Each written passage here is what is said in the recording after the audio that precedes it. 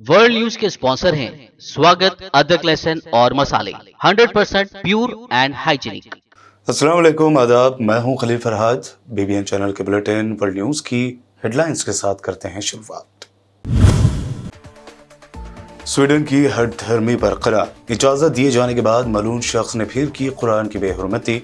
Iraq ने अपने मुल्क से स्वीडिश सफीर को निकल जाने का दिया हुक्म। स्वीडन से अपना सिफारती अमला भी वापस बुला लिया। फलस्तीन पर इसराइली हमले के जवाब में मज़ाहमतकारों के हमले जारी। अब यरूशलेम में चाकू से हमले में एक यहूदी आबादकार जख्मी, हमलावर फरार।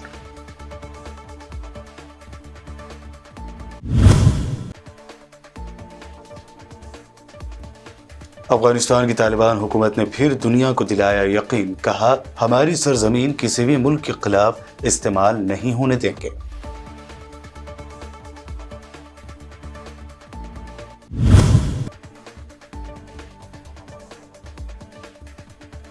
राजस्थान में 16 मिनटों के अंदर 3 मरतबा दहल गई जमीन। 3.4 शिद्दत के जलजले के झटकों के बाद खौफ में मुब्तला हुए लोग।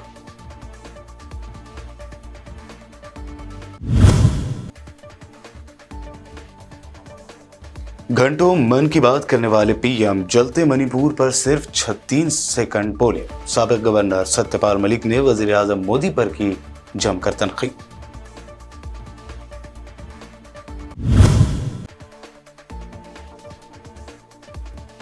और सारे मोदी चोर हैं वाले राहुल गांधी के बयान का मामला, सुप्रीम कोर्ट ने गुजरात हाई कोर्ट और दीगर को जारी किया नोटिस। अगली जमात 4 अगस्त को। और पेश है खबरों की तफसील।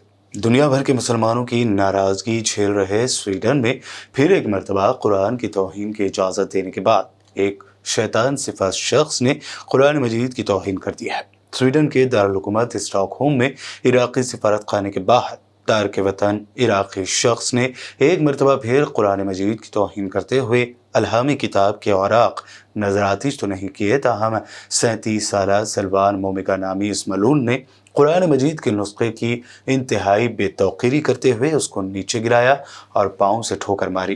काबिल जिक्र है कि इसी तारक़े वतन ने गुज़िश्ता माह ईद उल अज़हा की नमाज के मौके पर स्टॉकहोम की मरकजी मस्जिद के बाहर मुजाहरा किया था और कुरान मजीद के नुस्खे की पहली बेतौकीरी की और फिर इसको पुलिस के सामने नजरातिश कर दिया था।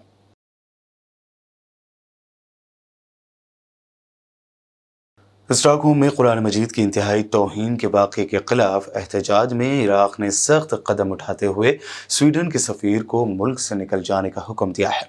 इससे पहले सैकड़ों इराक़ी मुजाहिरीन ने कुरान मजीद की बेहुरमती के रद्दअमल में दारुल हुकूमत बगदाद में स्वीडिश सिफारत खाने में घुसकर आग लगा दी थी।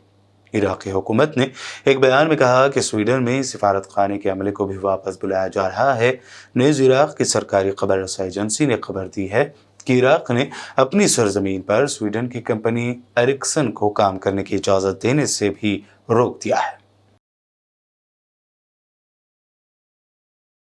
उधर सऊदी अरब ने स्वीडिश हुकाम के गैर जिम्मेदाराना इक़दामात और बाज़ इंतहा पसंदों को कुरान करीम के नुस्खों को नज़रातिश और बेहुरमती करने की बार बार इजाज़त देने की सख्त अल्फाज में मजम्मत की है।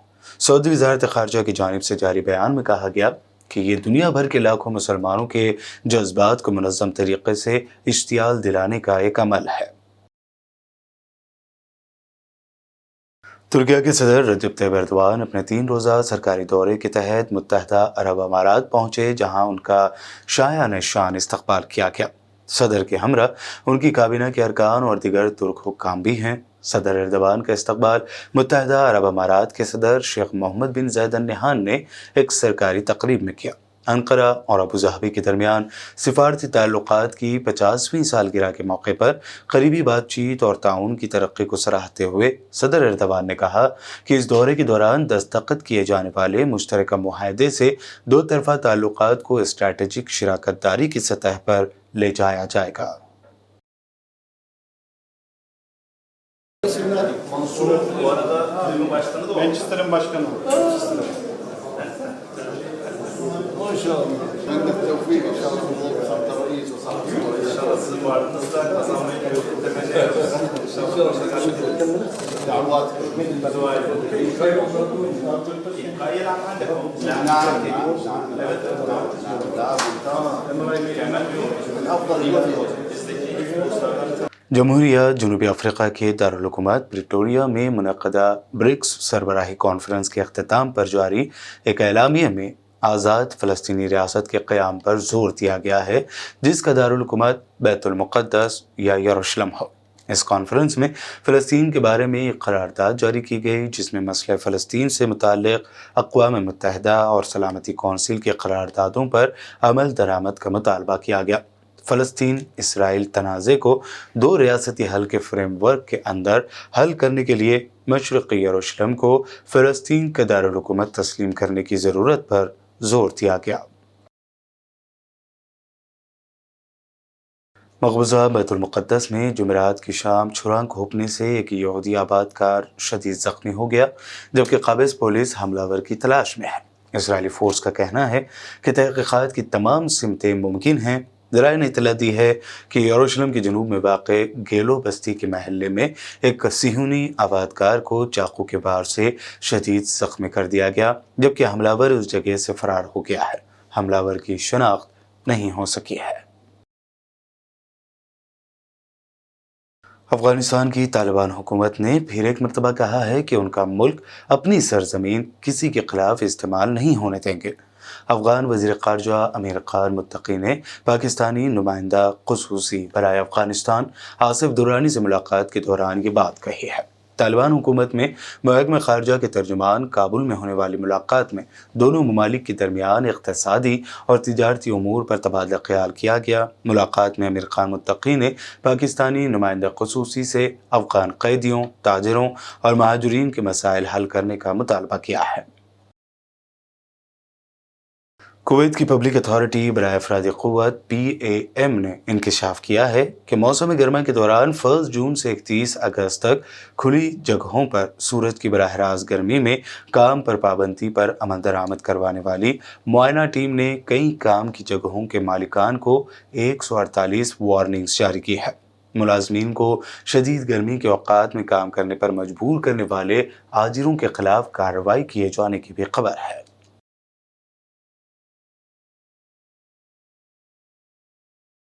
बुलेटिन में खबरों का सिलसिला लगातार यूं ही जारी रहेगा। फिलहाल रुकते हैं एक छोटे से ब्रेक के लिए।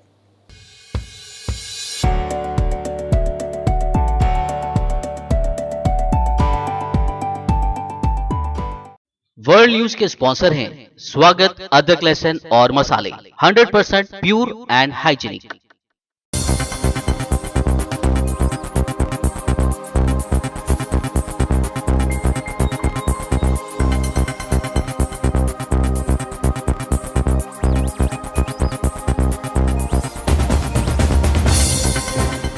ब्रेक के बाद आगे बढ़ते हैं और अब देखते हैं अहम नेशनल न्यूज़। राजस्थान के शहर जयपुर में आज जुमा की आला सुबह 16 मिनट के अंदर 3 मरतबा ज़लज़ले के झटके महसूस किए गए।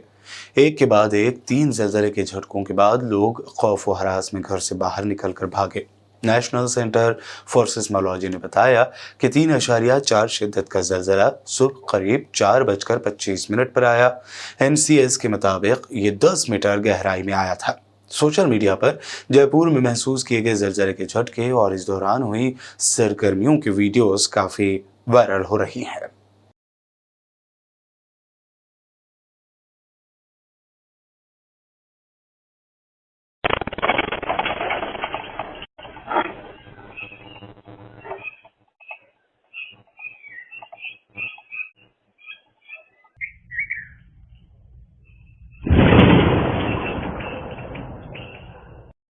प्रियंका गांधी ने मध्य प्रदेश में एक अवामी जलसे के दौरान मणिपुर वाक़े का जिक्र करते हुए कहा कि PM मोदी ने 77 दिनों तक इस बारे में एक लफ्ज़ नहीं कहा और जब कुछ सेकंड के लिए इस पर मजबूरी में बयान दिया तो अपोजिशन वाली हुकूमतों की रियासतों को भी शामिल कर लिया।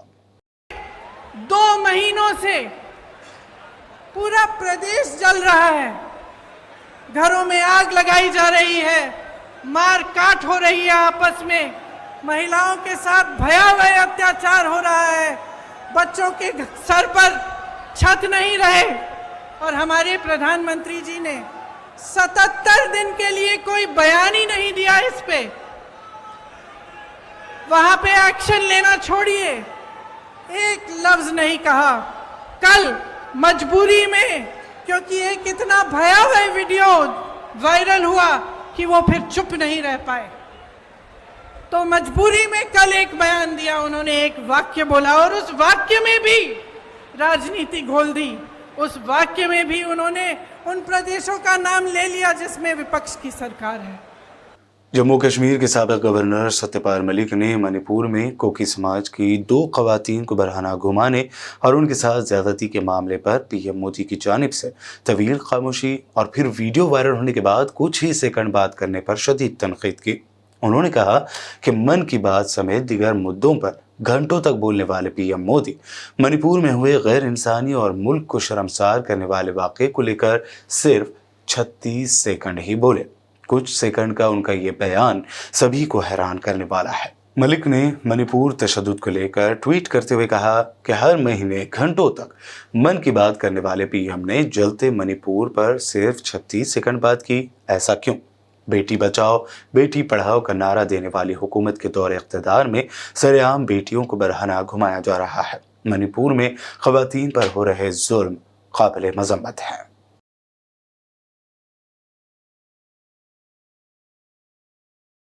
सोशल एक्टिविस्ट किसान लीडर योगेंद्र यादव ने मणिपुर में 2 लड़कियों के साथ हुए शर्मनाक वाक़े पर जज्बाती पोस्ट करते हुए कहा कि यह हमारे मुल्क की तहजीब, रिवायत और मजहब नहीं है। I am sorry.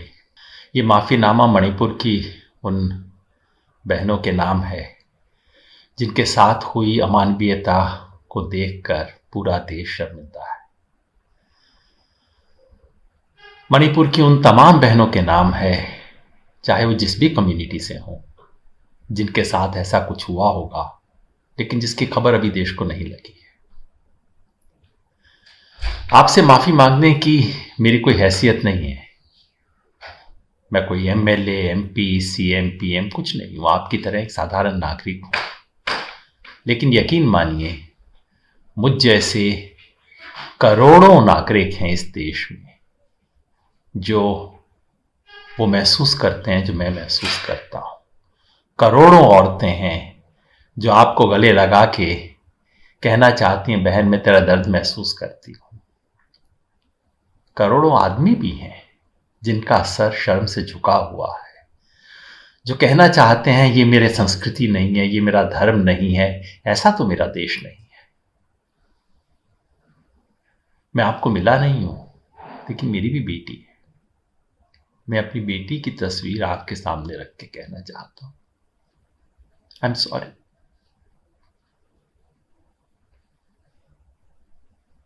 जिन लोगों ने आपके साथ ये किया वो भी मेरे भाई हैं, मेरे ही समाज के हैं, मेरे ही देश के हैं। उनकी इंसानियत भले ही उस क्षण खत्म हो गई हो, लेकिन यकीन मानिए एक दिन आएगा जब वो नहीं तो उनका बेटा, उनका पोता कोई आके आपके दरवाजे पे आके कहेगा, माफी मांगेगा, उनकी इंसानियत भी जागेगी। तब तक उनकी तरफ से भी मैं कहना चाहता हूं, I am sorry. Telangana Congress के खातून लीडर रेणुका चौधरी ने मणिपुर मामले पर कहा कि भारत मां का एक पार्ट पिछले कई दिनों से जल रहा है, लेकिन पीएम खामोशी अख्तियार किए बैठे हैं। पीएम को क्या मणिपुर के लोगों की आवाज सुनाई नहीं देती? कहा गया है कि हम देश भर में अमृत महोत्सव बनाए जा रहे हैं। किस बात की महोत्सव? मणिपुर मेरी भारत माँ की एक अंग जल रही है। कितने दिनों से ये आग लगी हुई है। प्रधानमंत्री मौन व्रत और सारा कैबिनेट गूंगे और बहरे बन के बैठे हैं। मणिपुर में मेरे बहनें, मेरे बेटियां, इनकी हालात क्या है, क्या दिख रहा नहीं है? आज मणिपुर में आग लगी हुई है। क्यों सुनाई नहीं देती उन लोगों की आवाज? क्या उनकी कोई हक नहीं है संविधान का दिया हुआ? क्या वो देश के भागीदारी नहीं है? बच्चों को खाना नहीं मिल रहा, वहां रिलीफ कैंप में रिलीफ की सहूलत कुछ नहीं है।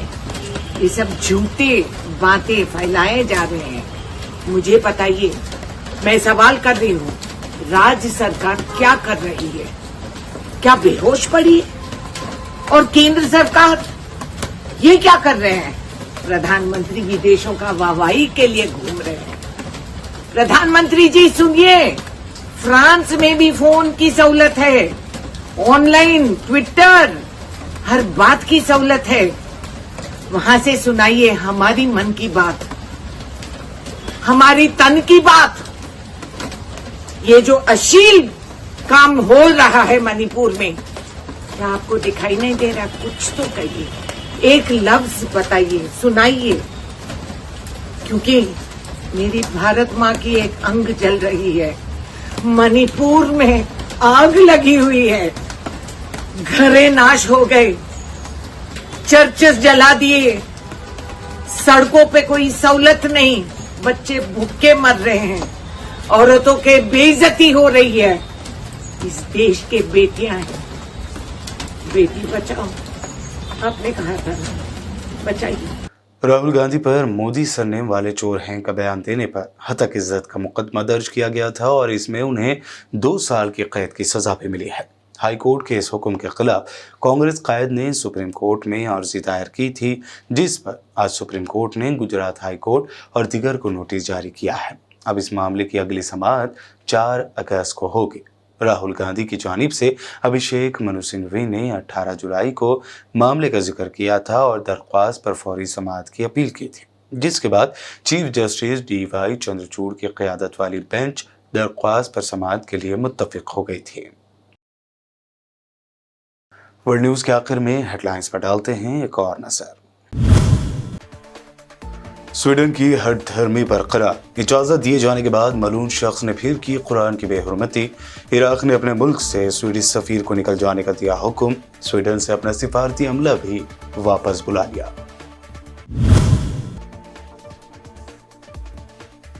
फलस्तीन पर इसराइली हमले के जवाब में मज़ाहमतकारों के हमले जारी। अब यरूशलेम में चाकू से हमले में एक यहूदी आबादकार जख्मी, हमलावर फरार।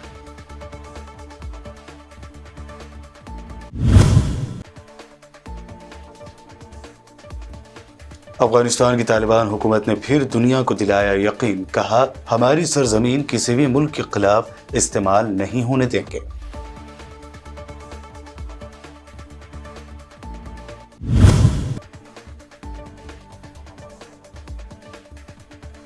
राजस्थान में 16 मिनटों के अंदर 3 मरतबा दहल गई जमीन। 3.4 शिद्दत के जलजले के झटकों के बाद खौफ में मुब्तला हुए लोग।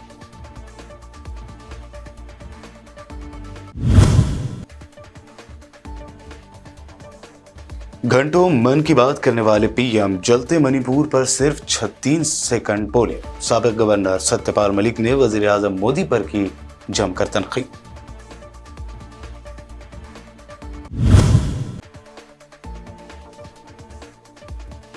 और सारे मोदी चोर हैं वाले राहुल गांधी के बयान का मामला सुप्रीम कोर्ट ने गुजरात हाई कोर्ट और दीगर को जारी किया नोटिस। अगली समाअत 4 अगस्त को। वर्ल्ड न्यूज में ये थी अब तक की अहम नेशनल व इंटरनेशनल न्यूज। मज़ीद ताज़ा तरीन अपडेट्स के लिए देखते रहिए BBN चैनल। BBN चैनल के व्यूअर्स के लिए एक अहम इत्तला, अब BBN चैनल का टेलीकास्ट भारत भर में हो रहा है। हमारे व्यूअर्स भारत में कहीं भी टीवी पर आप BBN चैनल देख सकते हैं।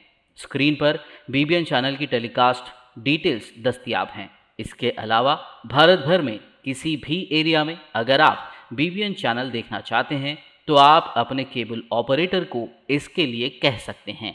आपकी डिमांड पर वो ज़रूर BBN चैनल टेलीकास्ट करेंगे, क्योंकि BBN एक फ्री टू एयर चैनल है। इसके लिए आपको सिर्फ हमारे दिए गए नंबर पर केबल ऑपरेटर से कॉल या व्हाट्सएप पर मैसेज करवाना है।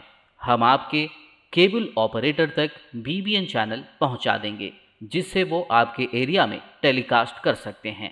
इसके लिए चैनल की हमारी पूरी टीम लगातार काम कर रही है ताकि आप तक बीबीएन चैनल को पहुंचाया जाए। इसके अलावा बीबीएन चैनल को भारत भर में रिपोर्टर्स की ज़रूरत है। अगर आप सहाफ़ी हैं और बीबीएन चैनल से जुड़ना चाहते हैं तो आप भी दिए गए नंबर पर रब्त कर सकते हैं।